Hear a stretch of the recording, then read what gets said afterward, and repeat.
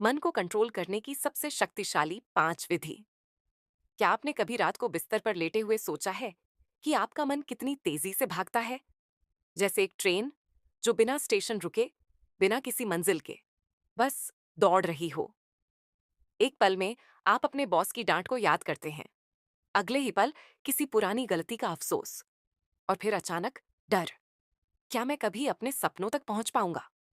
लेकिन क्या होगा अगर मैं आपसे कहूं कि आपका मन आपका सबसे बड़ा दोस्त भी हो सकता है और सबसे बड़ा दुश्मन भी, और ये आप पर निर्भर करता है कि आप उसे क्या बनाते हैं।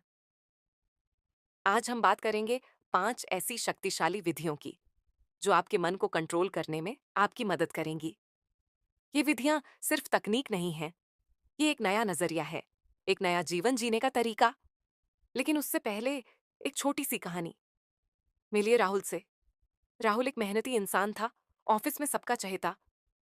लेकिन एक दिन एक छोटी सी गलती की वजह से उसके बॉस ने सबके सामने उसे डांट दिया। उस दिन राहुल का मन टूट गया। वो रात को घर लौटा, लेकिन उसका दिमाग उस डांट को बार बार दोहरा रहा था। मैं बेकार हूं, मैं कुछ नहीं कर सकता, सब मुझसे बेहतर है। उस रात राहुल ने अपने मन को कंट्रोल नहीं किया और उसकी नींद उड़ गई। अगले दिन ऑफिस में उसका कॉन्फिडेंस कम था। उसने गलतियां की और धीरे धीरे वो अपने ही बनाए जाल में फंसता गया। क्या आपने कभी ऐसा महसूस किया है? एक छोटी सी बात, एक ताना, एक असफलता, और आपका मन आपको नीचे खींचने लगता है। और सबसे खतरनाक बात, जब आप अपने मन को कंट्रोल नहीं करते, तो आप अपने दुश्मनों, अपने हेटर्स, अपने कॉम्पिटिटर्स को मौका देते हैं कि वो आप पर हावी हो जाएं। हर बार जब आप गुस्से में चिल्लाते हैं, जलन में जलते हैं या डर में पीछे हटते हैं, आप उन्हें जीतने का मौका दे रहे हैं। लेकिन क्या होगा अगर आप अपने मन को इतना मजबूत कर लें कि कोई भी आपको हिला ना सके?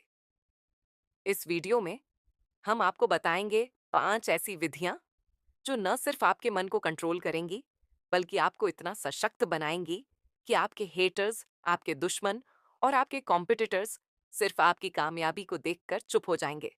तो तैयार हैं? चलिए शुरू करते हैं। विधि 1, स्वयं की जागरूकता, अपने मन का आलमारी साफ करें। पहली विधि है स्वयं की जागरूकता। इसे समझने के लिए अपने मन को एक आलमारी की तरह सोचिए।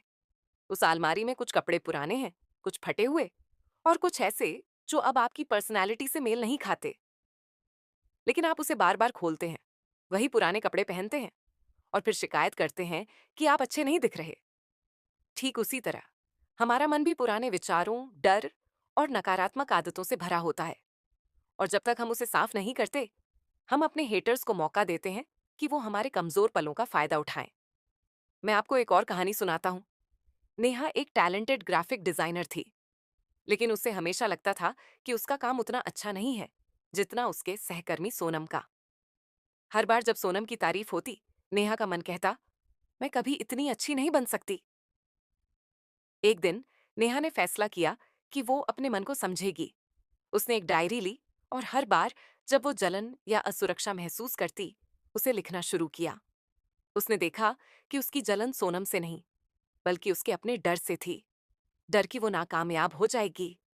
जैसे ही नेहा ने इस बात को स्वीकार किया, उसने अपने काम पर फोकस करना शुरू किया। धीरे धीरे उसकी डिजाइन्स बेहतर होने लगीं और एक दिन उसी बॉस ने नेहा की तारीफ की, जिसके सामने वो पहले डरती थी। तो स्वयं की जागरूकता कैसे विकसित करें? पहला कदम है अपने विचारों को ऑब्जर्व करें। अगली बार जब आप गुस्सा, जलन या डर महसूस करें, रुकें, एक गहरी सांस लें और पूछें, मैं ऐसा क्यों महसूस कर रहा हूं?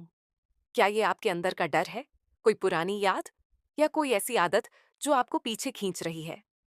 इसे लिखें, एक डायरी बनाएं और हर दिन 5 मिनट अपने विचारों को समझने में लगाएं।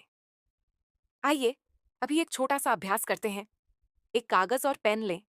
लिखें, पिछले हफ्ते में ऐसा कौन सा पल था जब आपका मन बेकाबू हुआ? क्या वो आपके किसी हेटर की बात थी या आपकी अपनी कोई कमजोरी? अब उस पल को याद करें और सोचें, अगर आपने उस वक्त अपने मन को कंट्रोल किया होता तो क्या अलग होता? ये अभ्यास आपको अपने मन की गहराई में ले जाएगा। जब आप अपने मन को समझते हैं, तो आप अपने हेटर्स को मौका नहीं देते। वो चाहते हैं कि आप गुस्से में गलतियां करें, जलन में जलें या डर में पीछे हटें। लेकिन जब आप अपने विचारों को कंट्रोल करते हैं, आप उनके लिए एक दीवार खड़ी कर देते हैं। विधि 2, अपने मन को शांत करें। दूसरी विधि है माइंडफुलनेस और मेडिटेशन। इसे एक ऐसी नदी की तरह समझिए जो तेजी से बह रही है। अगर आप उस नदी में बिना नाव के कूद जाएंगे तो आप बह जाएंगे। लेकिन अगर आप एक नाव में बैठकर शांति से उसे देखें तो आप उसका आनंद ले सकते हैं। हमारा मन भी ऐसा ही है। जब हम उसे शांत करना सीखते हैं तो वो हमारा सबसे बड़ा हथियार बन जाता है। मिलिए अजय से। अजय एक बिजनेसमैन था, लेकिन उसका गुस्सा उसकी सबसे बड़ी कमजोरी थी। एक बार एक क्लाइंट ने उसकी डील कैंसिल कर दी। अजय ने गुस्से में उस क्लाइंट को फोन पर खरी खोटी सुना दी। नतीजा, उस क्लाइंट ने न सिर्फ डील तोड़ी, बल्कि अजय की बदनामी भी कर दी। अजय का बिजनेस डूबने की कगार पर आ गया। तब अजय की पत्नी ने उसे मेडिटेशन ट्राई करने को कहा। पहले तो अजय को यह बेकार लगा, लेकिन उसने कोशिश की। हर सुबह वो 10 मिनट के लिए शांत बैठता, अपनी सांसों पर ध्यान देता। धीरे धीरे उसने नोटिस किया कि उसका गुस्सा कम हो रहा था। अगली बार जब एक क्लाइंट ने डील कैंसिल की, अजय ने शांति से जवाब दिया और उस क्लाइंट को वापस लाने में कामयाब रहा।